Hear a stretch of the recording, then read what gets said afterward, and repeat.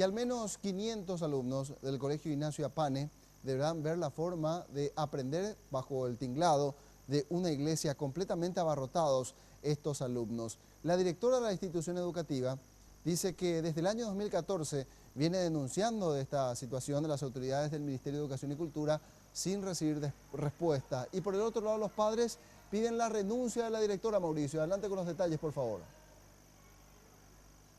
Es así, compañeros, si nos encontramos en el colegio, en la escuela, mejor dicho, Ignacio Apane, aquí en el barrio R.L. Petit de la ciudad de Asunción, donde los alumnos, 600 aproximadamente, principalmente de los cursos inferiores, hablamos desde primer grado hasta sexto, debieron ser trasladados a la capilla de la iglesia San Pedro y San Pablo, aquí a unas 6 cuadras aproximadamente, debido a que su colegio corre peligro de derrumbe. Y si podemos mostrar, Javi, la situación en que se encuentra principalmente el techo y la canaleta de este lugar donde daban clases los alumnos. Esto está totalmente destruido y, como ya dijimos, con peligro de derrumbe. Si ingresamos a una de las aulas que fue clausurada, lo primero que te golpea es el olor a humedad reinante dentro de este habitáculo, donde además se dificulta de esta manera dar clases teniendo en cuenta el olor fuerte, e incluso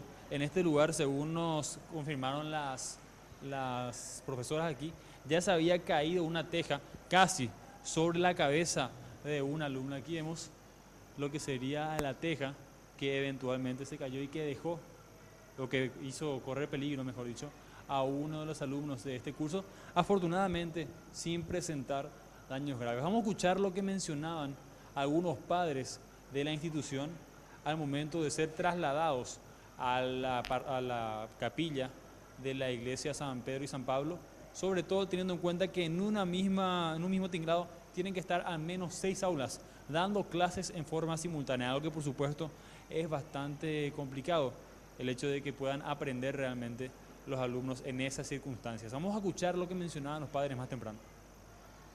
Yo creo que no van a aprender nada a cabo de tanto encima, güey. Y de haber actuado más temprano, estas cosas no hubiese pasado. Si la directora no se hubiese callado, ya la escuela debería de estar ya siendo construida. Esto no es cosa de hoy, es cosa de hace 3 años atrás. Como ella es la dueña de casa, ella tenía que prever todo eso.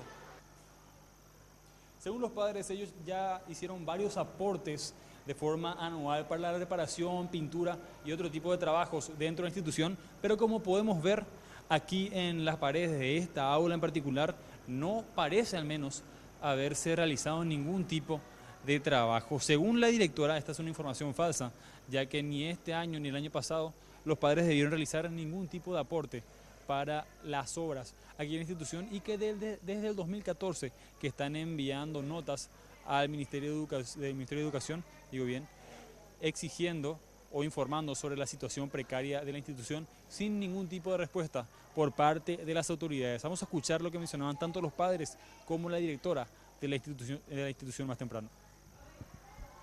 Y supuestamente dice que está todo en el colegio, pero no se le entregó a ningún niño todavía. Y se enviaba por microplanificación notas, eso ya. Y ahora estamos, ¿verdad?, para ser reparada, pero totalmente ya esas 2 manzanas, no sé si ustedes se fueron a ver. Lastimosamente nuestra institución no se soluciona con remiendo ni parche. Tiene que ser, según la arquitecta, tiene que ser desde la tierra que se tiene que excavar y cambiar totalmente. Aquí en el colegio Ignacio Apane quedan ya los alumnos de cursos superiores, desde séptimo para arriba, nos decía la directora. Los padres de la institución exigen la destitución de esta mujer, ya que afirman que ella se ha quedado con parte del dinero de los aportes y que ni siquiera a esta altura han llegado los kits escolares correspondientes al periodo lectivo del 2017. Por el momento es todo, compañeros, volvemos a estudios. Muy bien, muchas gracias, Mauricio, completo reporte. Y mientras siga de esta manera la institución, persistirá el conflicto en la comunidad educativa. Los padres, así como lo decía Mauricio, no quieren saber nada de esta directora. Incluso la acusan de malversar los fondos recibidos años anteriores y los resultados están a la vista. La directora, por su parte, bien lo escucharon, dice que son las autoridades del Ministerio de Educación y Ciencias quienes no están respondiendo.